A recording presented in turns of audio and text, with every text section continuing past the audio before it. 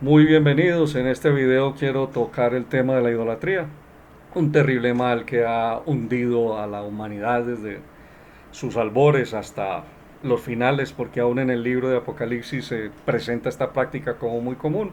Ha hecho muchísimo daño, es una práctica terrible, la mayoría de las veces se comete por ignorancia, pero bueno, vamos al tema. He decidido usar una traducción muy antigua de las escrituras que hicieron teólogos católicos, la Biblia Nácar Colunga, para que nos ilustremos a través de ella respecto a lo que vamos a hablar. Eh, es un tema muy controversial, muy polémico. Yo no quiero armar polémica, simplemente voy a exponer los puntos bíblicos, digamos como lo hemos entendido, y no estamos dispuestos pues a pelear con nadie, solamente la idea es exponer la palabra de Dios, la verdad, como corresponde. Pido a Dios, en el nombre de Jesús, Padre, que traigas bendición en este tiempo a mi vida, capacítame para enseñar, y a los que escuchan, Señor, sea derribado todo argumento contrario a tu palabra y tu verdad sea establecida en los corazones y haya libertad, la libertad gloriosa de los hijos de Dios, todo para tu gloria y para tu honra, Señor. Oro en el nombre de Jesús con acción de gracias. Amén. Comencemos viendo entonces algunas características de los ídolos y de lo que es la idolatría para que entendamos pues de qué estamos hablando. Primer punto, en Salmos 96, versículo 5 dice, pues todos los dioses de los pueblos son vanos ídolos, pero Yahvé hizo los cielos. Ahora, una característica fundamental de los ídolos es que son falsos dioses. Solo hay un Dios, Yahvé. Ese es el nombre con que hoy lo vamos a nombrar. Es lo mismo decir Yahvé que decir Jehová, pero como la traducción dice Yahvé, usaremos Yahvé. Entonces, dice que los dioses de los pueblos son vanos ídolos. Todo Dios o todo lo que se divinice o se endiose aparte de Yahvé es un ídolo. Puede ser una persona, un objeto, una cosa, un animal, un cuadro, una escultura, una piedra, una montaña, un mar, cualquier cosa a la que se le llame Dios, se convierte en un ídolo. Entonces, entendamos en este punto que las personas que han practicado esta idolatría durante toda la historia de la humanidad y que lo harán en el futuro, generalmente lo hacen por ignorancia. Si usted lee las escrituras, que son las que nos corresponden a nosotros, vemos que las naciones los adoptaron como dioses. Para ellos no eran ídolos, para ellos no eran demonios, para ellos eran dioses a los que se acostumbraron y muchas veces desde su niñez a adorar, a sacrificar, a aprender de ellos, a seguir sus mandamientos, a honrarlos, a adorarlos y toda la práctica pues que se haría digamos comúnmente con un Dios. Entonces podemos notar que una de las características más fuertes y repetitivas en los ídolos es que tienen capacidad para engañar y que usan del engaño para extraviar a las personas. Entiéndase, son engañadores y es una de sus características principales. Para mirar otra característica está en Oseas capítulo 4 versículo 12 dice, mi pueblo pregunta al leño y su bastón le hace revelaciones, porque el espíritu de fornicación le ha descarriado. Fornicaron alejándose de su Dios.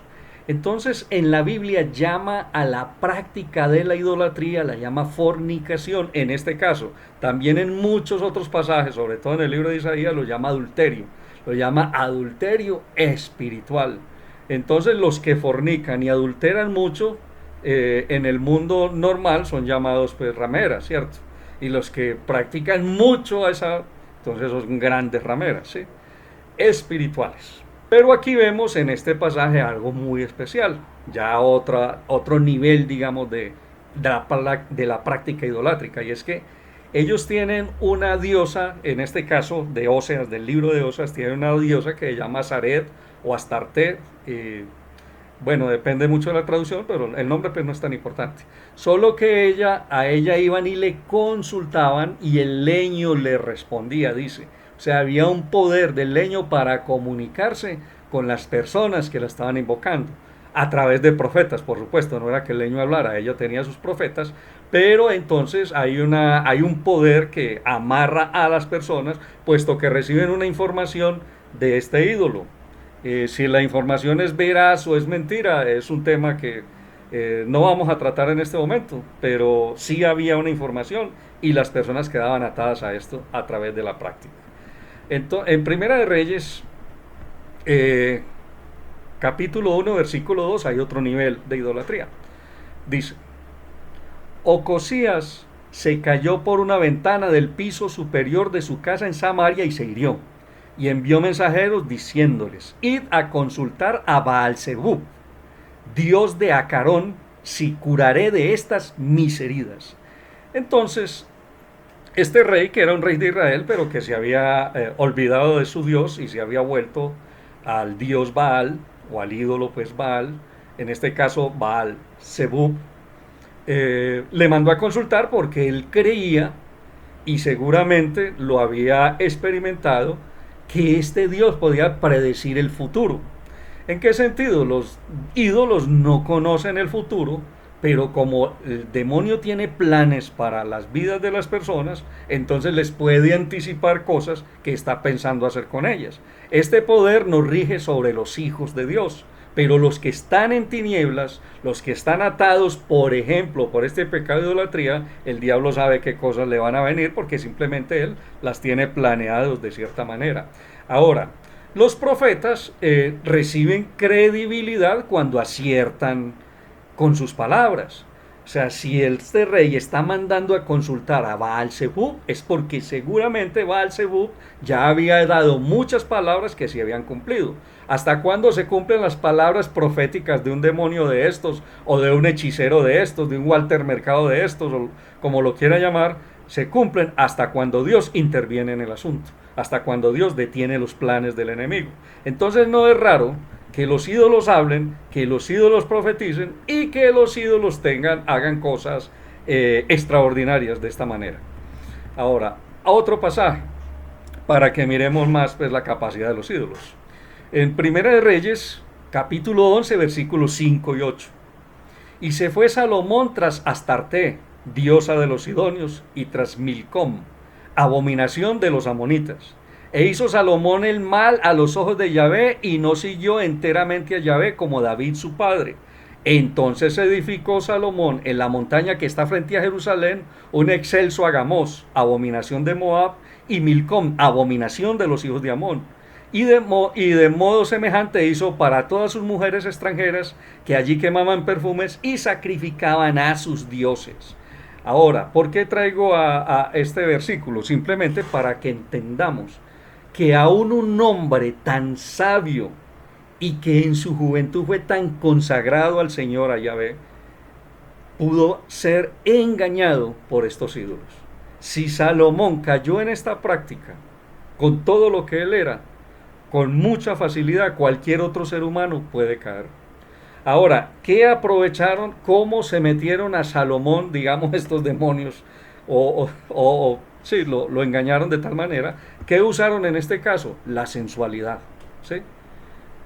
Salomón fue un hombre que por un lado es un hombre de muchos contrastes, porque en su juventud fue un gran hombre de Dios, que amó al Señor, que le sirvió, que supo pedir sabiduría, lo cual como que impresionó a Dios y le dio pues unas bendiciones inmensas, y en él se debían cumplir las promesas que Dios había hecho a Abraham y hasta David, en un reino de Israel así poderoso, extendido, glorioso, muy rico, muy victorioso. Era necesario que se cumplieran estas promesas, y Dios decidió que fuera sobre Salomón, y por eso Dios la verdad le tapó muchísimas cosas a Salomón, y hasta le dijo: no haré este mal a la nación de Israel que se merece por tu mal comportamiento, no lo haré en tu época por amor a mi siervo David, sino que será después de ti.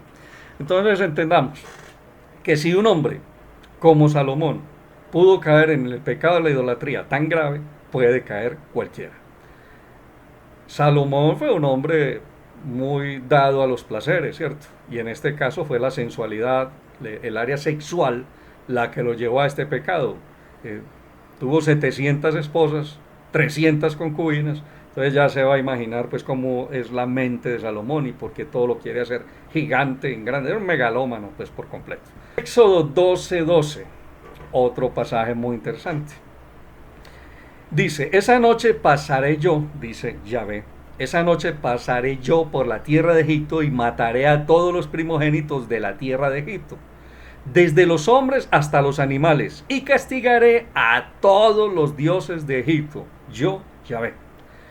Entonces aquí se está hablando de otro tipo de ídolos, ya digamos muy superior en poder y en autoridad. Yo diría que son potestades o principados que tienen el poder de gobernar, de tener atada a toda una nación, a toda la nación de Egipto.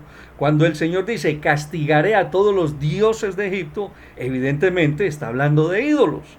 Ahora entendamos también que los dioses no son simplemente las estatuas, las imágenes que tenían en este caso los egipcios en todas repartidas por todas sus ciudades.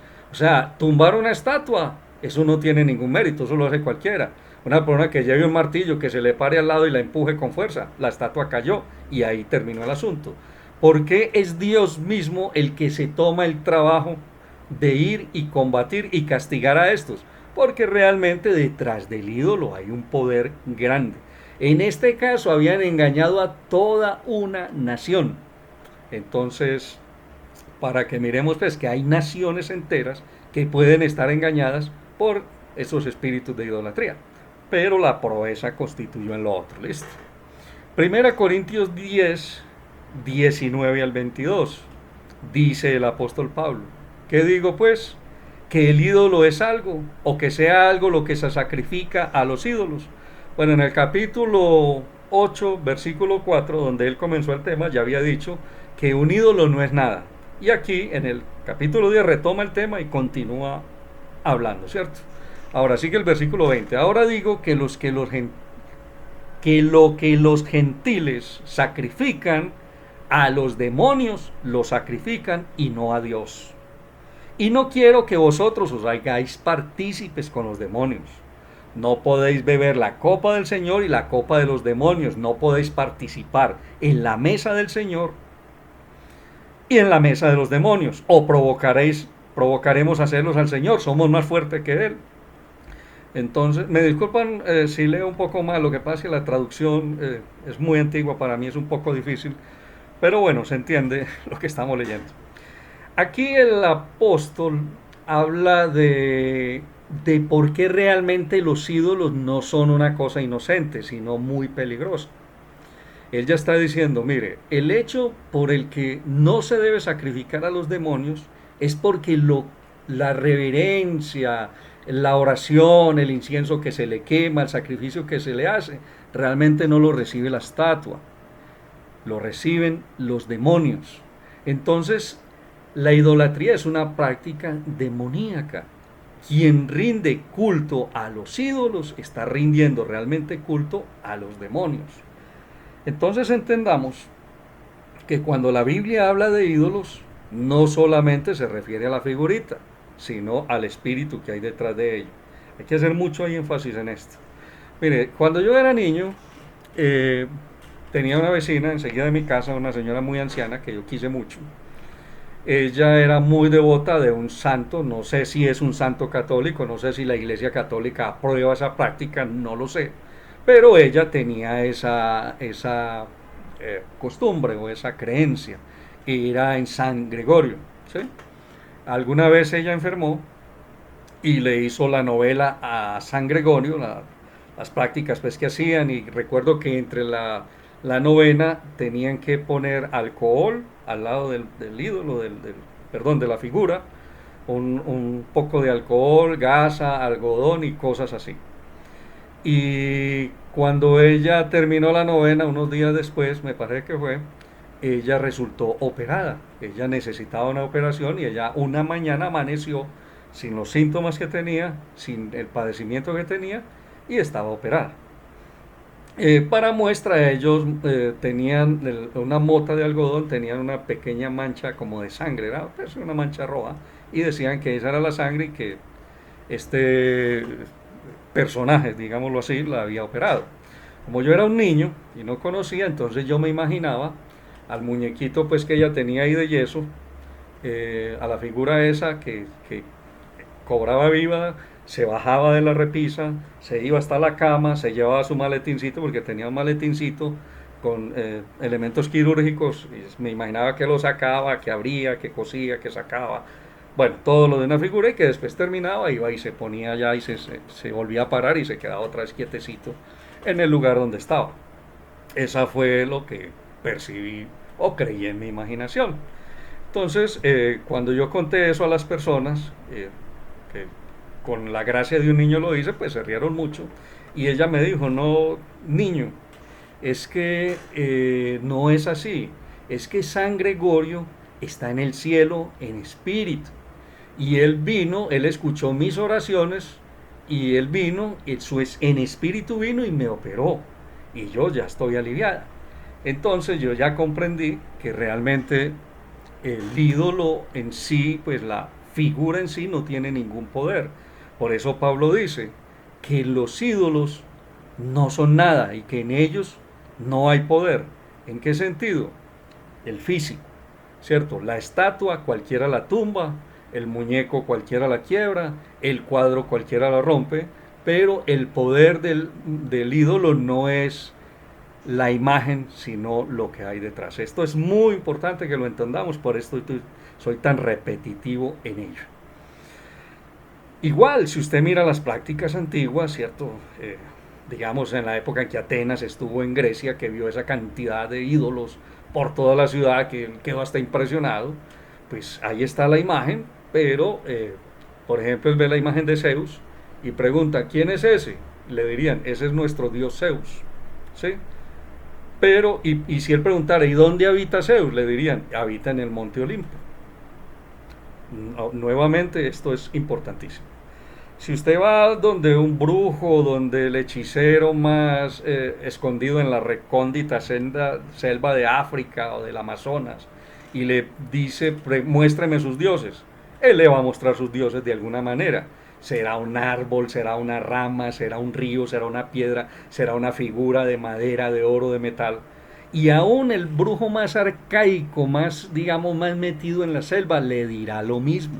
Usted coge el Dios en la mano y usted se lo quiebra y usted le dice, este es su Dios, mire, lo quiebro. Lo vuelve pedazos. Él le dirá, no, ese no es mi Dios. Pero usted dice que es su Dios. Sí, yo lo digo que es. Y realmente ellos decían, este es mi Dios. Pero ya no es necesario repetir más. Ahora, mientras las personas estén recibiendo favores, realmente no les interesa la fuente, ¿cierto? Desde que estemos contentos, entonces ellos están contentos y el demonio también está muy contento recibiendo la adoración que siempre quiso. ¿Por qué Satanás usa la práctica de la idolatría? Porque muy pocas personas se atreverían a adorarlo directamente. Recuerden que él es un usurpador y que él anhela recibir adoración y que aún por eso fue expulsado del paraíso. Entonces se inventó esta práctica donde engaña a las personas y él recibe lo que quiere y las personas reciben lo que quieren y a la final todos van a recibir lo que quieren, ¿sí? Ahora, Dios instituyó barreras para su pueblo, para que no cayéramos en esa práctica. Repito, repito porque lo he dicho en muchos videos, Dios no necesita justificarse delante de nosotros, ni darnos explicaciones. Cuando Él nos da leyes y mandamientos, nos está protegiendo. Por ejemplo, vamos a leer los dos primeros mandamientos de la ley de Moisés, que sirven para protegernos de la práctica de la idolatría. A Moisés no se le reveló, no se le dijo, mire, es que el que sacrifica a ídolos está sacrificando a demonios. Esa revelación la obtuvo el apóstol Pablo, ¿cierto? Que detrás de la imagen idolátrica había demonios. Lo acabamos de leer. Bueno, entonces vamos a leer estos dos mandamientos. Están en Éxodo capítulo 20 en adelante. A Jesús le preguntaron que cuál era el mandamiento más importante y él, en una explicación magistral, muy sabia, muy inteligente como era él, resumió los 10 mandamientos en dos. Él dijo, Amarás a Dios con todas tus alma, con todas tu mente, con todas tus fuerzas, con todo tu corazón. Y el segundo es semejante a este, amarás a tu prójimo como a ti mismo. En esos dos cortas frases resumió toda la ley del Antiguo Testamento. Esa es la sabiduría de nuestro Señor, por eso lo amamos tanto y lo seguimos. Pero yo no podría enseñar los 10 mandamientos de la ley de Moisés cambiándolos por esos dos. Eso sería hacer una manipulación de las escrituras, ¿sí? A mí me enseñaron de niño los 10 mandamientos. ¿Y cuál es el primer mandamiento? Amar a Dios sobre todas las cosas. El segundo, amar a tu prójimo como a ti mismo. El tercero, no jurar su santo nombre en vano. El cuarto, santificar las fiestas. El quinto, bueno, etcétera. Así me los enseñaron. Es incorrecto. No es así. Los 10 mandamientos no son esos. Jesús lo resumió, pero esos no son los 10 mandamientos. Los 10 mandamientos están escritos en el libro del Éxodo capítulo 20 y también en el libro de Deuteronomio, no recuerdo el capítulo, creo que es el 9, pero ahí están los 10 mandamientos de la ley de Dios. Vamos a leer el primero de ellos, Éxodo 20, versículo 3. No tendrás otro Dios que a mí. Este es el primero de los 10 mandamientos. Otra traducción dice, no tendrás dioses ajenos delante de mí. ¿De qué nos está protegiendo? De todos los ídolos, de entrar en prácticas con todos los ídolos que existen en toda la humanidad a través de toda la historia. Entonces, que quede claro, el primer mandamiento ahí termina. Son 10 mandamientos, no son 9, no son 8, no son 12, son 10. Y el primero es, no tendrás otro Dios que a mí. Yo sé que con ese mandamiento ni usted ni yo tenemos problemas. Pero ya viene el segundo mandamiento, que es con aquel que chocamos, digamos, los muchos diferentes grupos cristianos, porque la manera en que se interpreta, ¿sí?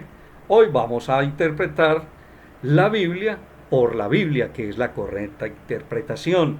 ¿Cómo se interpretan las escrituras? Ellas se interpretan a sí mismas, ¿sí? Cuando una cosa es difícil de entender, entonces se busca ese mismo tema a través de todas las escrituras y ahí viene a salir a la luz la verdad, para que no sea la interpretación que da la tradición, que dio un hombre muy inteligente, muy sabio, una persona muy respetable, una persona muy buena, o un grupo de teólogos, o lo que sea. No, la Biblia se interpreta a sí misma. Y a través de la Biblia vamos a interpretar este segundo mandamiento. Voy a leerlo. Versículo 4, va del 4 al 6. No te harás imágenes talladas, ni figuración alguna de lo que hay en lo alto de los cielos. Ojo, esta palabra es clave. En lo alto de los cielos. Ni en lo que hay abajo en la tierra, ni en lo que hay en las aguas debajo de la tierra. No te postrarás ante ellas y no las servirás, porque yo soy Yahvé, tu Dios, un Dios celoso que castiga en los hijos las iniquidades de los padres hasta la tercera y cuarta generación de los que me odian, y hago misericordia hasta 1000 generaciones de los que me aman y guardan mis mandamientos. Entonces, hasta ahí termina el segundo mandamiento. Sí, son 4 versículos. Pero digamos que realmente son 3 mandatos y lo otro son descripción de la obediencia o la desobediencia a ese mandato. Dice, es tan delicada la idolatría que dice que los que la practican reciben maldición ellos y su familia hasta la cuarta generación, pero que los que no la practican reciben bendición ellos y generaciones de ahí en adelante. O sea que al cortar la idolatría se cortan maldiciones que han venido a través de ella por generaciones sobre la tierra, sobre las familias. Ahora vamos a ver el mandamiento en sí que es, ¿sí? Lo voy a repetir muchas veces para que nos quede grabado. Dice, no te harás imágenes talladas ni figuración alguna de lo que hay en lo alto de los cielos, de lo que hay abajo en la tierra, ni de lo que hay en las aguas debajo de la tierra. No te postrarás ante ellas y no las servirás. Ese es el mandamiento. No te harás imagen, no te postrarás ante ellas y no las servirás. Ahora, esto va entrelazado, no se pueden separar. porque esto es lo que convierte a una imagen común en una imagen de culto. ¿Qué cosas? Postrarse ante ellas y servirlas. Ahora, lo ideal es que no se hiciera nunca ningún tipo de imagen de culto, llamémoslo así. Ahora, de aquí en adelante no los voy a llamar ídolos, voy a llamarlo imágenes de culto. Más adelante, cuando leamos otros pasajes, veremos si la Biblia los llama ídolos o no los llama ídolos. Por el momento llamémoslos imágenes de culto. Entonces, no te harás, no deberían existir. ¿Con qué intención se hacen esas imágenes que se convierten en imágenes de culto? En postrarse ante ellas y en servirlas. Si no se postran ante ellas y no las sirven, no son imágenes de culto. Pero cualquier otra imagen que se haga para postrarse ante ellas y servirlas, sí es una imagen de culto. Ahora, ¿qué quiere decir postrarse ante ellas? Es hacer una reverencia que puede ir desde un simple agachar la cabeza, como hacen así los japoneses cuando saludan, que a esto se le llaman, ellos lo llaman veneración, ¿sí? Hasta, digamos, caer al piso con la frente humillado, adorando o pidiendo perdón. Es decir, es una manifestación corpórea, ¿sí? De este cuerpo, del cuerpo del ser humano, ante esa imagen. Entonces ahí cabe todo lo intermedio, desde un pequeño gesto hasta el más grande gesto que se puede hacer con el cuerpo. Diríamos eh, hacer reverencia, venerar, ¿sí? Honrar, exaltar, reverenciar, adorar, rendirle algún tipo de culto a una imagen. Eso es abominación delante del Señor. También está aquí como postrarse ante ellas, no solamente físicamente, sino también, digamos, espiritualmente, otorgándoles que tienen ciertos poderes, como el poder de bendecir, el poder de maldecir, el poder de interceder, de hacer milagros, adivinar, predecir el futuro, contactar a los difuntos y otro tipo de prácticas que se hacen con ellas. Todo esto cabe dentro de la categoría de postrarse ante ellas. Ahora, la segunda parte, no la servirás. ¿Qué es servir a una imagen? Es adornarla, ¿sí? Orarle, cargarla en hombros, ponerla en altares, presentarle ofrendas, sacrificios, iluminarla, incensarla y demás. O sea, toda imagen, cualquier imagen que el ser humano utilice para realizar estas prácticas, la convierte en un ídolo. Ahora, si usted es un poco entendido en las escrituras, sabrá que el ser humano es cuerpo, alma y espíritu. La idolatría tiene algo que ver con esto, porque está el espíritu del enemigo, de Satanás, y está la imagen de yeso de un material cualquiera. Entonces ese sería el espíritu y sería el cuerpo. ¿Y quién es el alma? Vendría a ser el ser humano que está entre los dos, que a través de una manifestación, una práctica idolátrica ante una imagen, está venerando a un espíritu que hay detrás de ella, está haciendo esa comunicación. Entonces, aquí ya entra pues realmente el punto de choque entre, digamos, los protestantes y los católicos. Esta es la manera en que nosotros los protestantes interpretamos la escritura. Si usted no lo quiere aceptar, no lo acepte. Pero sí le ruego, le pido que por favor escuche y abra su entendimiento a ver si logra discernir si tenemos razón o no. ¿Sí? Voy a usar solamente versículos bíblicos para dar la explicación de este tema. No es lo que dijo un hombre ni un grupo de hombres, es lo que dice la Biblia. ¿Sí? Entremos entonces. Cuando dice no te harás imagen alguna, para servirla, para postrarse ante ella e inclinarla, incluye a los que están en lo alto de los cielos. Recuerda que les dije, es importante que entendamos esto. Ahora, la Biblia enseña que hay tres cielos, ¿sí? En este caso, hablar del cielo de Dios, porque es el cielo más alto que hay. ¿Qué hay en el cielo donde está Dios? La Biblia lo explica claramente y yo sé que la mayor parte de las personas lo sabe. Precisamente está Dios el Padre, está el Hijo, están los 4 seres vivientes, están los querubines, están los serafines, está el ejército de ángeles, ¿sí? O sea, los que no están aquí en la tierra sirviendo, están en este momento sirviendo allá. Están todas aquellas personas que han sido salvas a través de la historia, lo que la Iglesia Católica llama pues los santos, y obviamente, evidentemente, está también María, la madre de Jesucristo. Pero hay unos que no están allá en ese tercer cielo, en ese cielo más alto. Son los ídolos. Por ejemplo, allá no está Moloch, allá no está Baal, allá no está Dagón, allá no está Acera y allá no están todos estos espíritus que producen o que intentan sí, engañar a las personas para que los idolatren. No están allá. Entonces, ¿por qué la Biblia me dice no te harás imagen de lo que hay arriba en el cielo? Ahora, hay varias traducciones que cambian la palabra imagen por la palabra ídolo. Y dice, no te harás de los que están allá en el cielo. Entonces, ¿dónde está la controversia? En que, por ejemplo, la Iglesia Católica enseña, es su creencia, de que sí se pueden hacer imágenes religiosas, imágenes de culto, desde que se haga conforme a esos seres celestiales, que de ellos sí se puede hacer imágenes y se les puede rendir cierto tipo de culto, ¿cierto? Una cosa que ellos llaman dulia o hiperdulia, ¿cierto? Son palabras muy técnicas para hablar de lo mismo. Si no incluyera a los seres celestiales, entonces no habría problema. Diría, no te harás imagen ni figura alguna de lo que está abajo en la tierra y en las aguas debajo de la tierra. Pero ahí no termina el mandamiento. Repito, si ahí en ese lugar celestial no están los ídolos, ¿por qué la Biblia me manda a decir no te hagas ídolos de ellos?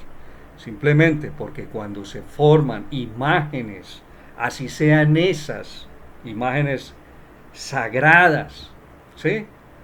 Son una práctica de imágenes de culto, para imágenes de culto. Ahora vamos a leer pues una serie de versículos donde vamos a entender cómo el pueblo de Israel pretendieron hacer estas imágenes del mismísimo Dios y fueron rechazados, ¿sí? Cómo Dios no permitió que estas cosas fueran hechas. Tranquilos, más adelante vamos a hablar de los querubines y de la serpiente de bronce, no se preocupen, para allá vamos.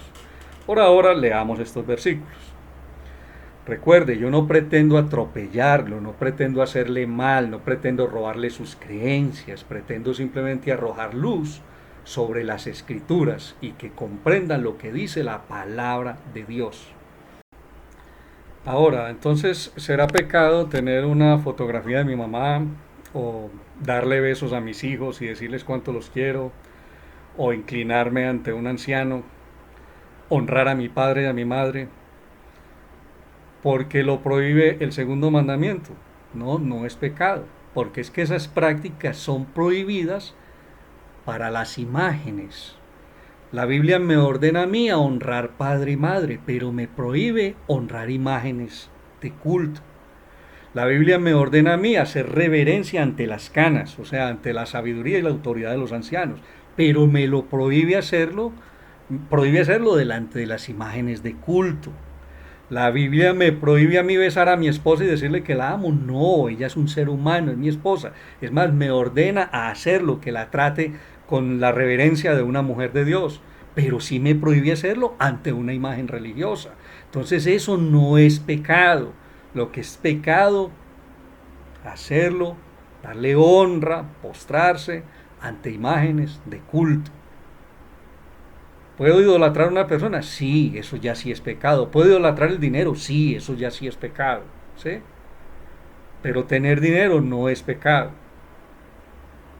Usar las imágenes que no son de culto no es ningún pecado. No estamos hablando de eso. No diga que nosotros prohibimos usar cualquier imagen, pero que sí adoramos las imágenes de los billetes. Eso realmente es un pecado que están cometiendo contra nosotros.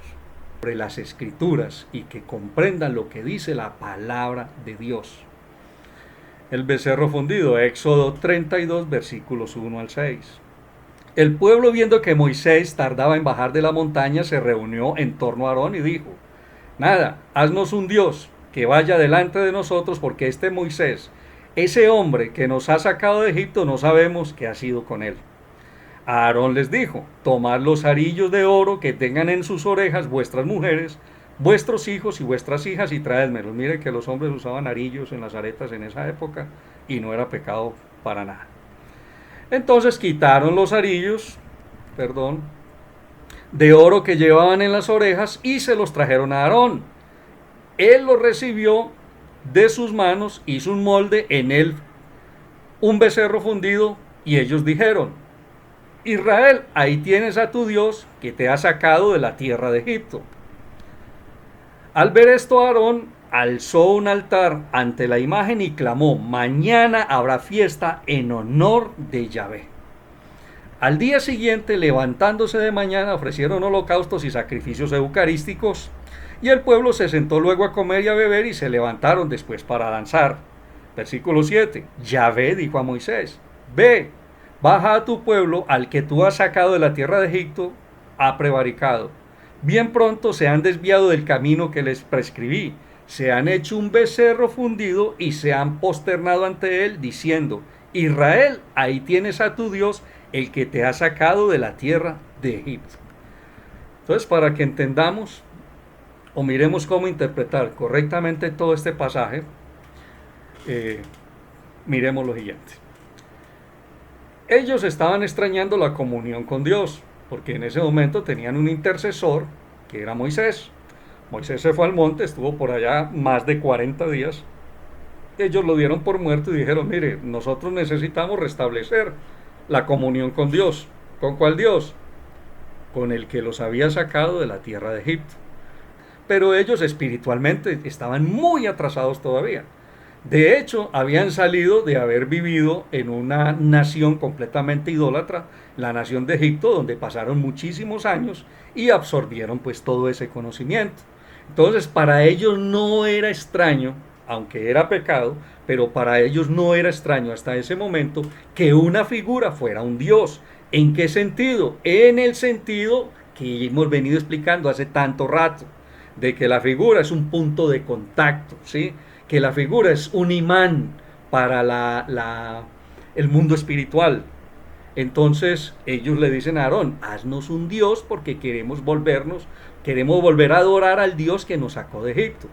Evidentemente Aarón hace una figura de un becerro y usa este animalito porque ya él estaba acostumbrado a sacrificar becerros de acuerdo a la que habían aprendido de Moisés por la palabra de Dios. Entonces hace un animalito, mire, no hizo un murciélago, no hizo un águila, no hizo una serpiente, no hizo un pez, etcétera, sino una figura que él sabía que para Dios era agradable, por decirlo así, una figura que fuera común. Fundió un becerro. ¿Y qué les dijo? ¿Y qué dijeron ellos al principio? Este es el Dios que nos sacó de Egipto. ¿Y qué dijo Aarón? ¿Cómo respondió? Mañana haremos fiesta a Yahvé. O sea, ellos no dijeron, bueno, ahora tenemos un nuevo Dios, ¿cómo lo vamos a llamar? O tampoco dijeron, bueno, ahora tenemos una figura de un Dios que se llama, como se llaman los dioses de Egipto, Apis, Ra, o los otros, Moloch, Balaam y cualquiera de ellos. No, ellos dicen, este es el Dios. Ahora, ¿se está refiriendo al pedazo de metal? Por supuesto que no. ¿Por qué? Porque Dios los había sacado a ellos hacía como 2 años. Ya llevaban en el desierto y ahorita hacen un Dios, lo acaban de fundir, hace 10 minutos lo sacaban del molde, todavía está caliente, y dicen, este es el Dios que nos sacó de Egipto. Por supuesto que no están diciendo eso. Están diciendo, esta es una figura del Dios que nos sacó de Egipto, al que queremos honrar, vamos a hacerle una fiesta a Yahvé. Creen que esa es la imagen de Yahvé. Ahora, ese es el punto de vista de ellos y de Aarón, ¿sí? Pero ¿cuál es el punto de vista de Dios?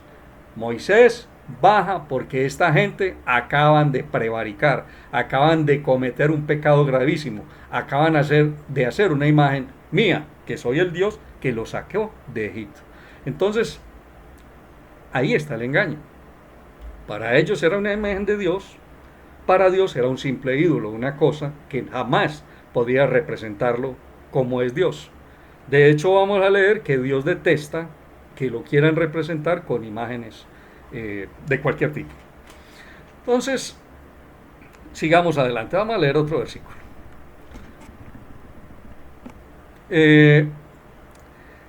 Deuteronomio capítulo 4, versículos 15 al 19. Esto sucedió un tiempo adelante, un tiempo después del hecho del becerro de oro, de Aarón.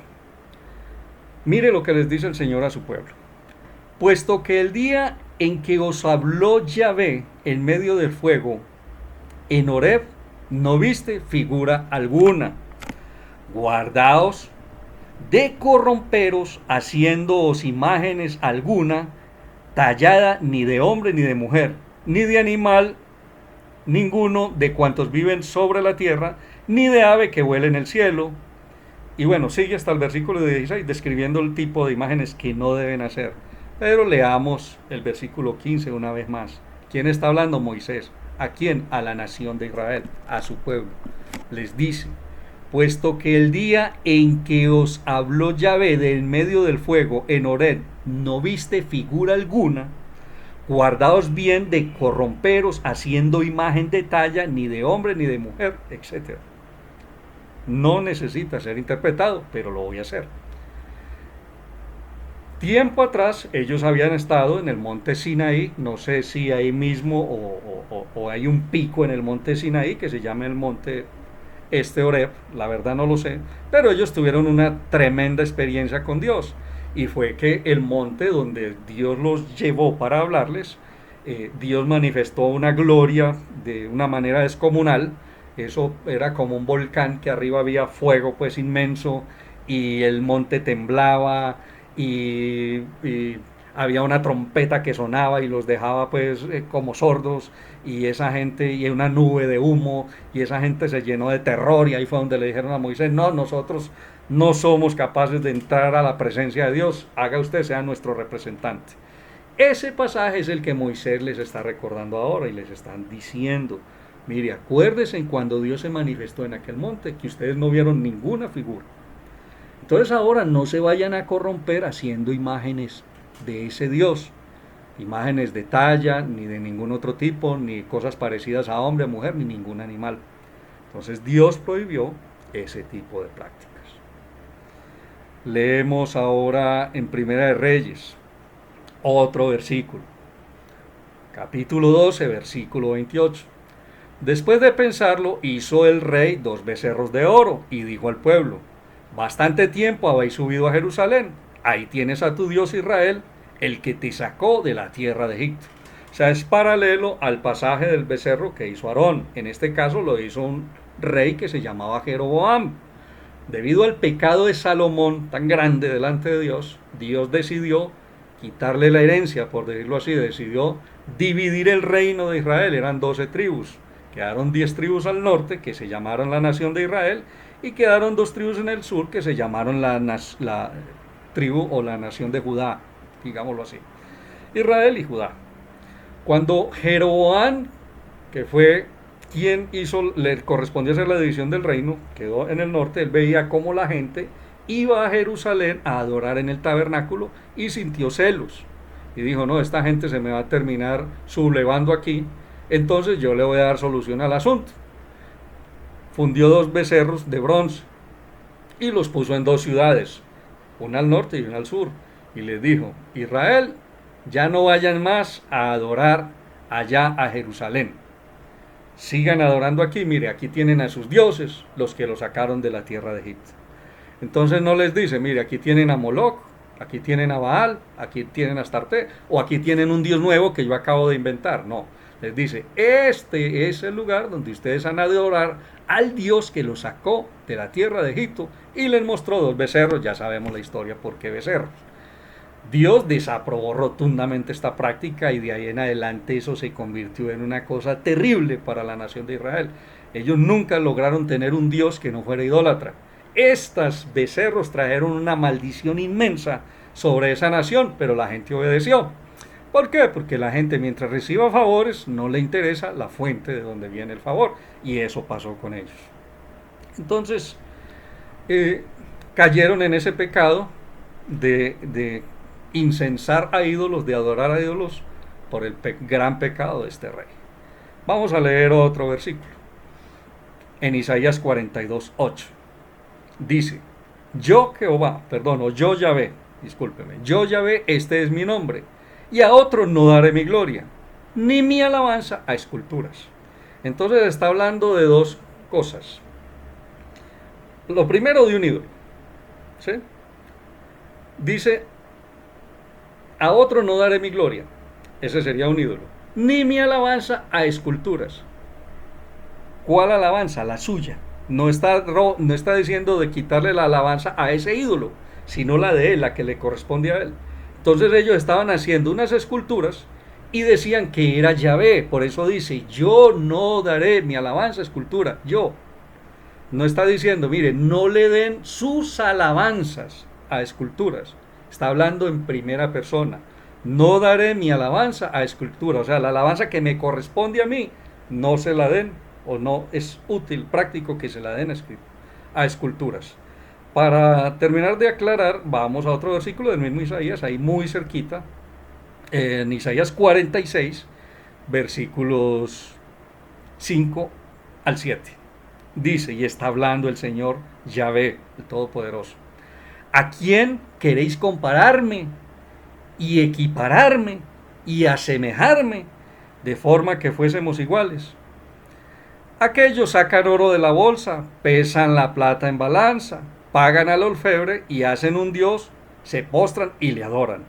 Le cargan a hombros, le llevan, le ponen en un altar y allí se está, no se mueve de su sitio. Claman a él pero no responde, no les libra de sus tribulaciones.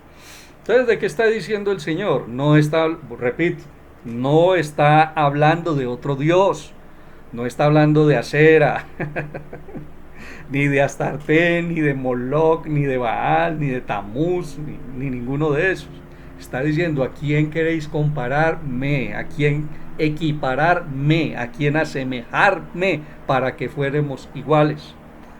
Entonces viene toda la historia. Recogen oro, recogen plata, le pagan a un tipo que de su imaginación hace imagen, hace un dios, lo dice, hace un dios con D minúscula, y se postran ante él, pero quedan en ridículo. Hechos, vamos ahora al Nuevo Testamento, Hechos 17, 29 al 30. Siendo pues linaje de Dios, no debemos pensar que la divinidad es semejante al oro, o a la plata, o a la piedra, obra del arte y del pensamiento humano. Dios, disimulando los tiempos de la ignorancia, intima ahora en todas partes a los hombres que todos se arrepientan. Esta frase la dijo el apóstol Pablo en el Areópago. Estaba allí predicando a los atenienses, en aquel momento pues que había citado antes, y él les está diciendo, mire, Dios, ni siquiera los de ustedes son semejantes a escultura, a imagen que un hombre se imaginó, que un hombre puso en su mente. Y si lo está diciendo de esas personas, ¿cuánto más del Dios de Israel, que nunca ha permitido que se le hagan imágenes? Lo dice el apóstol Pablo. Vamos a terminar ahora con el último versículo que habla acerca de este punto, de este tema. Todo lo que he citado son escrituras. No he citado a teólogos, no he citado a tradiciones, sino la palabra de Dios. Romanos 1, 21 al 23. Por cuanto conociendo a Dios no le glorificaron como a Dios ni le dieron gracias, sino que se entontecieron en sus razonamientos, viniendo a oscurecerse su insensato corazón, e alardeando de sabios se hicieron necios. Y aquí viene ya la palabra. Y cambiaron la gloria del Dios incorruptible por la semejanza de la imagen del humano corruptible, de aves, cuadrúpedos y reptiles. Está clarísimo. El Señor dice, cambiaron la gloria del Dios incorruptible. ¿Cuál es el Dios incorruptible? Yahvé. ¿Por qué la cambiaron? Por imágenes de hombres corruptibles. No está hablando de dioses que no son Dios, no está hablando de demonios, no está hablando de ídolos que no son Dios. La imagen del Dios incorruptible por la semejanza del humano corruptible. Entonces fueron, no sé, como 6 pasajes donde claramente se habla que Dios rechaza las imágenes de culto hechas para rendirles honra, para inclinarse ante ellas, para obedecerles, así sean imágenes de lo que hay arriba en lo alto de los cielos. Ahora vamos a explicar 2 pasajes, pues, con los que han sido muy controvertidos, pero son supremamente fáciles de entender. Vamos primero con los querubines que fabricó Moisés y posteriormente Salomón. Están en Éxodo capítulo 25, versículos 10 y 11 y después del 18 al 20. Dice: se hará un arca de madera de acacia, 2 codos y medio de largo, codo y medio de ancho y codo y medio de alto. La cubrirás de oro puro por dentro y por fuera, y en torno de ella pondrás una moldura de oro. Harás 2 querubines de oro batido, a los extremos del propiciatorio, uno al uno, otro al otro lado de él. Los 2 querubines estarán a los 2 extremos. Estarán cubriendo cada uno con sus alas desde arriba el propiciatorio, de cara el uno al otro, mirando al propiciatorio. La instrucción es cuál, miren. Fabriquen un arca, que realmente un arca es una caja, de madera, la cubren de oro por dentro y por fuera, encima le ponen una tapa de oro macizo, sólido, que se llama el propiciatorio, y encima de esa tapa van a colocar 2 imágenes de querubines hechos de oro. Pregunta: ¿mandó a hacer imágenes de Dios? No, solo de querubines. Pero bueno, vamos por partes. Con esta orden que el Señor le dio a Moisés de construir los querubines, se está contradiciendo o ahora está inhabilitando el mandamiento número 2. Ya el Señor está diciendo, bueno, este mandamiento duró nada más estos 2 meses y de aquí en adelante no hay ningún problema. Ya borren esa parte que diga no se harán imágenes de lo que hay en lo alto de los cielos. Esa parte ya no es válida. Yo ahorita con este mandamiento, con esta orden que les doy, lo estoy invalidando. ¿Se puede interpretar así? No. Ya vamos a ver por qué. También podría decirse, bueno, de ahora en adelante, como yo mandé a hacer este par de querubines, entonces autorizo que, aunque el segundo mandamiento lo prohíba, autorizo que de aquí en adelante cualquier persona en cualquier parte del mundo, en cualquier época, puede hacer imágenes de lo que hay arriba en los cielos. No, ya lo vamos a explicar por qué. Mire, primero que todo, Dios quería hacerse un santuario. Existen a través de las escrituras únicamente 2 santuarios. El uno es el tabernáculo, llamémoslo más concretamente el arca del pacto, porque allí era donde descendía la presencia de Dios. Ese fue uno. Y el segundo, ¿cuál es el segundo santuario donde Dios ha habitado? Este es el segundo santuario, nuestros cuerpos. Llámese templo de Salomón, llámese tabernáculo, llámese el templo de Esdras, llámese el templo de Jerusalén, cualquiera, lo que importaba o lo que realmente tenía valor era el arca del pacto, aunque inclusive en el segundo templo no había ya el arca del pacto porque había desaparecido. Para allá vamos. Ahora, Dios mandó a hacer aquellas imágenes de querubines fundidos en oro en su soberanía. Primero que todo, nunca el Señor les ordenó que los honraran y que les sirvieran, que se postraran ante ellos y les sirvieran. Si alguien a través de la historia se postró ante ellos y los sirvió, lo hizo, pero en desobediencia a la palabra de Dios. Nunca mandó que eso se hiciera. Por otro lado, no dijo que hicieran imágenes de Dios, ¿sí? Ahí no hay ninguna imagen de Dios, solo de querubines. Pero vamos, continuemos. La orden la dio directamente Dios a Moisés, no fue que a Moisés se le ocurrió.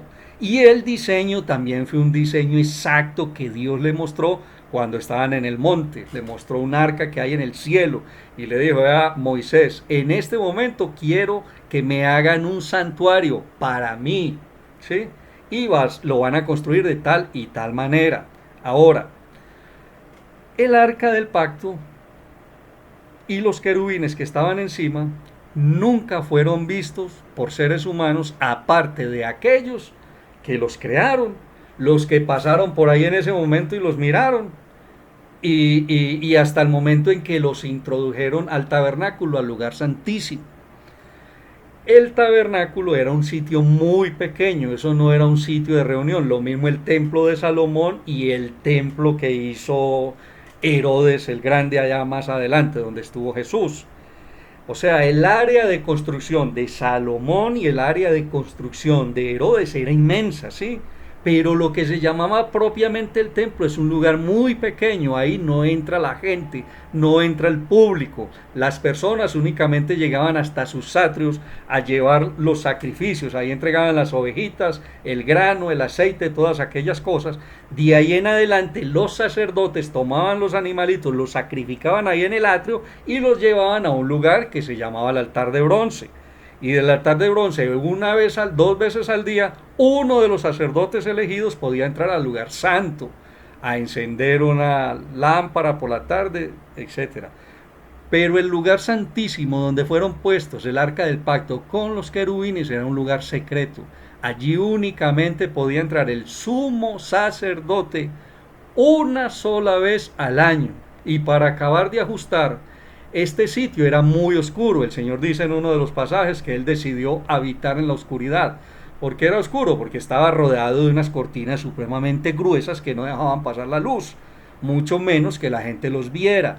Ahora, por ejemplo, en Deuteronomio 4:4 dice que para transportar el arca solamente podía entrar el sumo sacerdote a la parte externa de la cortina, ese velo que se rompió cuando Jesús murió en la cruz, indicando que eso ya no tenía ningún valor, o bueno, que todos teníamos entrada a la presencia del Señor. Entraba el sacerdote, sacaba la cortina así de sus garfios, o como se llamen esos ganchos donde la colgaban, y la ponía encima del arca, tapando el arca completa, tapando los querubines.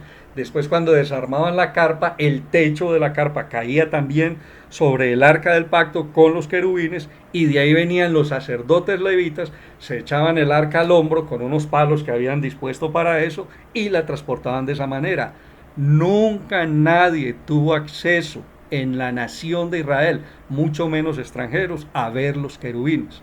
Ahora, si usted considera que puede hacer esta práctica porque la vio escrita en este libro, entonces hágala, tiene que hacerla igualita, ¿cierto? Hágase un arca, hágase unos querubines de oro, la mete en un lugar secreto y nunca la va a ver usted ni permite que nadie más la vea. Así se haría correctamente en caso de que tomemos este pasaje como ejemplo para nosotros hacerlo.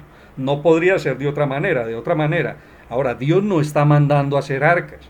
Ese mandamiento sucedió una sola vez. Nunca nadie fabricó un arca aparte de la que fabricó Moisés en aquella época, porque era una cosa única, irrepetible, ¿sí? Como muchos mandamientos que el Señor dio, y vamos a ver ahora, cosas que pertenecen a la soberanía de Dios y no al capricho de los hombres o al deseo de los hombres. Perdónenme la palabra capricho, al deseo de los hombres. Así sea, con muy buenas intenciones. El arca fue destruida o se perdió, la ocultaron, no se sabe qué sucedió con ella en el año 587 antes de Cristo. ¿Qué pasó con ese lugar? Ese lugar, que era el lugar santo, la nación se corrompió tanto que lo volvieron un sitio idolátrico. Usted lee el libro de Ezequiel, cómo Dios le muestra una visión a este hombre que está en Babilonia desterrado. Dios lo saca en espíritu, lo transporta hasta Jerusalén, y no solamente en el espacio sino también en el tiempo, y le mostró cómo antes de que el arca y el templo ese fueran destruidos, cómo se había convertido en una cueva de demonios, cómo allí estaban idolatrando a Tamuz, había orgías al dios Baal, bueno, eso se volvió una locura. Entonces Dios decidió quitar su presencia de ese lugar, y cuando la presencia de Dios fue quitada de ese lugar, vinieron los babilonios, hicieron cuanto quisieron con la nación, los llevaron cautivos y destruyeron todo ese país. Con el arca nadie más la volvió a ver. La vio Indiana Jones en la película Cazadores del Arca Perdida, pero de ahí en adelante nunca nadie más la volvió a ver. Ahora, Esto es una cosa única, irrepetible, que hizo Dios en su soberanía. ¿Por qué digo que en su soberanía y que no aplica para nosotros hoy? Porque muchas cosas Dios hace en su soberanía. Él puede hacerlas porque Él es Dios y es justificado. Los mandamientos del Señor son mandamientos dados por Él para los hombres, para la humanidad. No lo cubren a Él, Él es el dador de la ley. Y no es que Él se las arte, o sea, pecador o sea injusto, no, sino que su ley no lo cobija porque simplemente Él es santo, Él no necesita leyes. Pero leamos algunos pasajes. Éxodo 12:12, ya lo habíamos leído.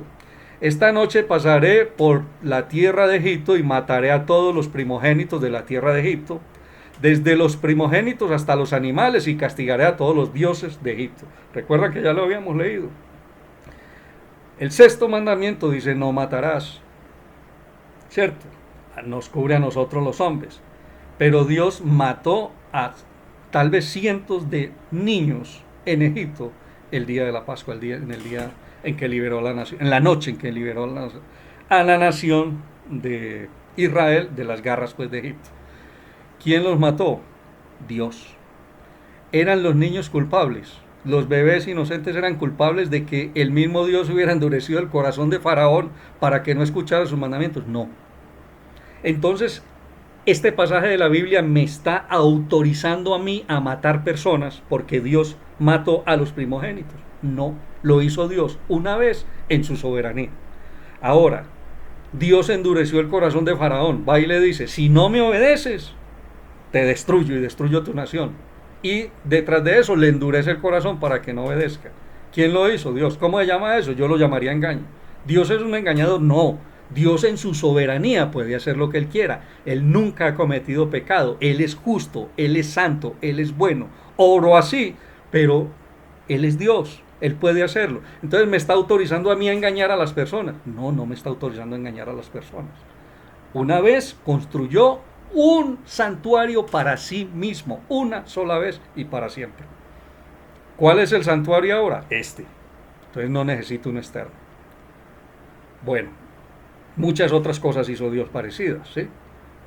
¿A cómo se le llama la práctica de enviarle demonios a una persona para que lo atormente? Eso se llama brujería.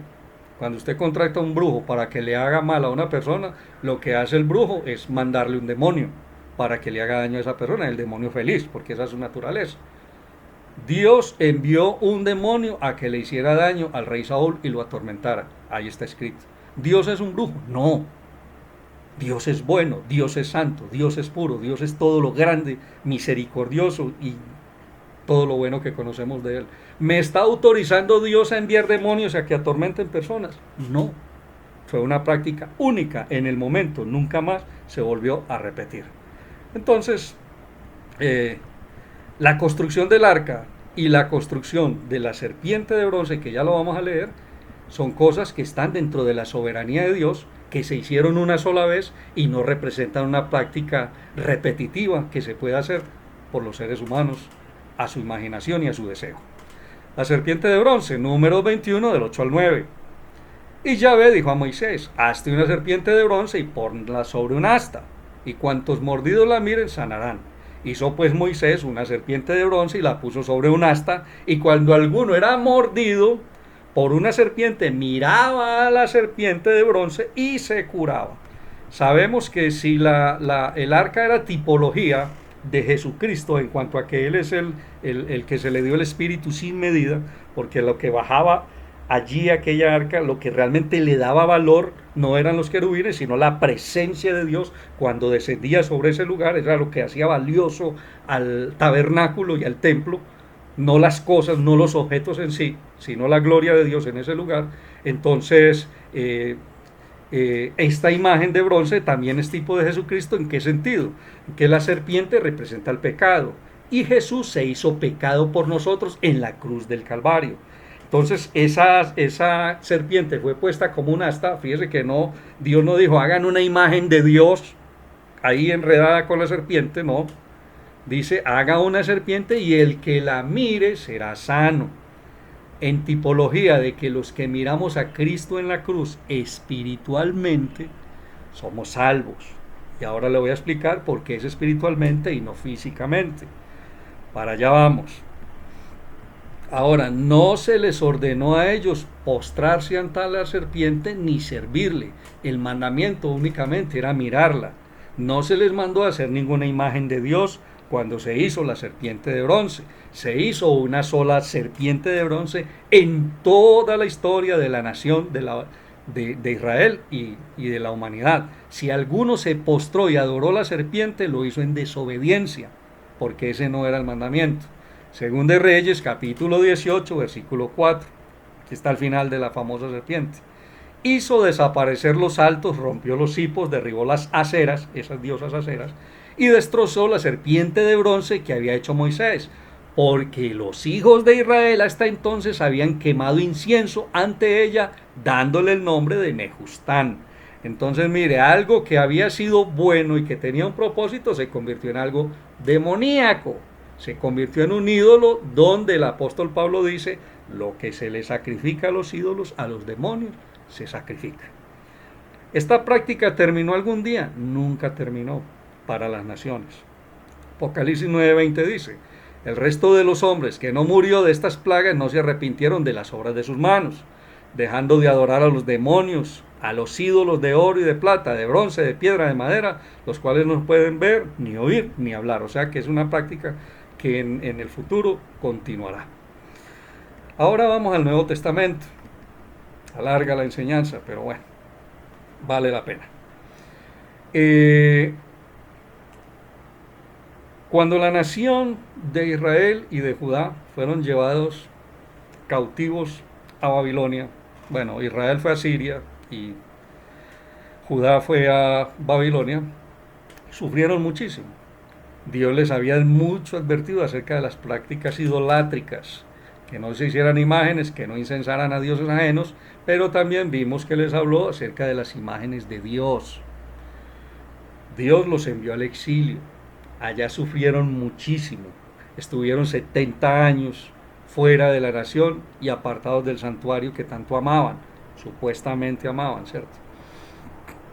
Cuando Dios les permite regresar, ellos ya están curados del pecado de la idolatría. Esa fue el antídoto para la idolatría. La generación que regresó y que fue la descendencia, 430 años después creo que es, o 400 años después, fue a la que Jesús vino y visitó. Para esa época ya esa nación no era idólatra. El castigo les enseñó, o sea, no recogieron simplemente el fruto de lo que habían sembrado durante tantos años, sufrimiento, maldición, lo que el Señor les había dicho en el segundo mandamiento. Volvieron y ya eran supremamente celosos, no tenían imágenes absolutamente de nada ni de nadie. Entre ellos no habían imágenes de Yahvé por ningún lado, era absolutamente prohibido, o sea, entendieron. Si la idolatría se refiriera únicamente a los dioses paganos, que sí se refiere a ellos, pero si fueran solamente ellos, seguramente esta generación no habría tenido problema con tener imágenes de Yahvé, pero no las tenían.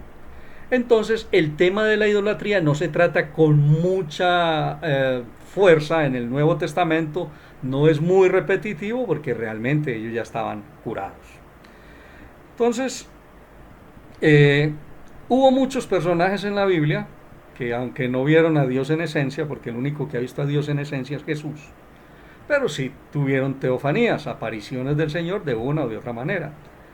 Abraham lo vio cuando iban a destruir a Sodoma y Gomorra, dice que él habló con Yahvé cara a cara.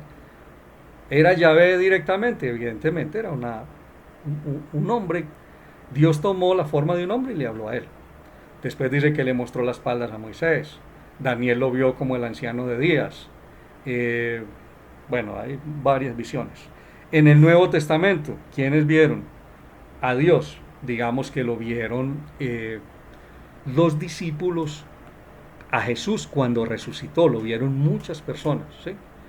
Se le apareció primero que todos a la mujer, a la María, que fue a hacerle preparativos el día de la resurrección, primero que todo a ella. Después dice, se le apareció a Pedro, a los discípulos, se le apareció a 500 personas, se le apareció a Pablo. Y después lo vemos allá en el libro de Apocalipsis, que se le aparece a Juan varias veces, inclusive una forma de ellas, en forma de cordero, ahí en el capítulo 6. ¿Cuáles de estos personajes que son reconocidos por su obediencia a Dios hicieron imágenes de Dios o hicieron imágenes de Jesús? Los discípulos predicaron, que tenga el registro de la Biblia, más o menos unos 60 años. Digamos que Jesús ascendió al cielo en el año 33 y de ahí quedaron los apóstoles, y más o menos en el año 90 se terminó de escribir el último libro, el Apocalipsis, y murió el apóstol Juan por ahí más o menos, en esos días.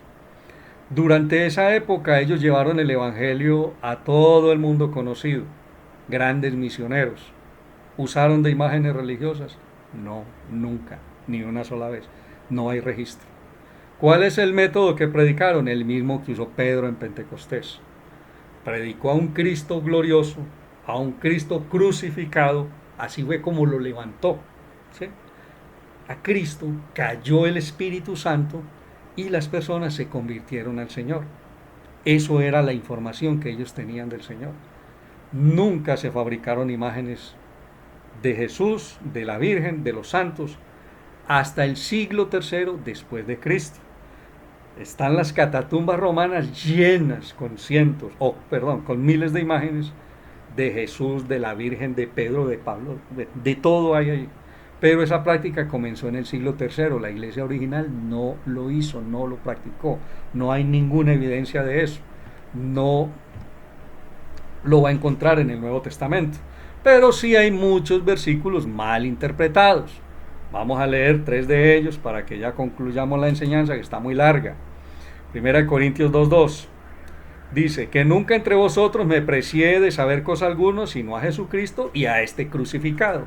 Es un versículo que el apóstol Pablo está hablando a los corintios y les dice: mire, cuando yo los iba a ir a visitar a ustedes, yo no quise preguntar nada acerca de ustedes porque no quería llegar con un conocimiento previo para de pronto no ir a hablar cosas que no debía hablar. Lo que hice fue meterme fuerte con el Señor y con este crucificado. Entonces algunos interpretan que Pablo llevaba un crucifijo en la mano y fue el que les mostró cuando dijo: y a este crucificado. ¿De dónde sacan eso? No lo sé, pero bueno, allá persona que quiere interpretarlo así. Colosenses 1:15. Él, hablando de Jesús, es la imagen de Dios invisible, primogénito de toda criatura. O sea, Jesucristo evidentemente es la imagen de Dios entre los hombres. Entonces dicen que como Jesús es la imagen de Dios, entonces ya se permite hacer imágenes porque Dios hizo una imagen de Él a través de Jesucristo. ¿De dónde sacan esto? Pues interpretaciones humanas. No me pueden mostrar a mí un pasaje bíblico donde diga que ellos hicieron imágenes de Jesús porque Jesús fue la imagen de Dios. No las hicieron. Jesús recibió adoración, sí, pero en su cuerpo, en vida. La recibió de los 3 reyes magos, que no sé por qué les dicen 3 reyes magos, porque posiblemente no eran 3, ni eran reyes, ni eran magos, pero lo adoraron. Cuando María estaba cargando al bebé así, entonces llegaron los reyes magos y se postraron ante Jesús, ¿sí? Y le rindieron adoración, y eso no fue ningún pecado. Pedro se arrodilló y adoró a Jesús. Creo que Tomás también, cuando ya lo vio resucitado y le dijo: mi Señor y mi Dios. ¿Eso está autorizando hacer imágenes de Jesús y postrarnos delante de ellas? No, ellos no lo hicieron. Esa práctica vino mucho después. Recuerden que el que quiere ser adorado a través de imágenes no es Dios, es el otro. Lucas 20:24. Mostradme un denario.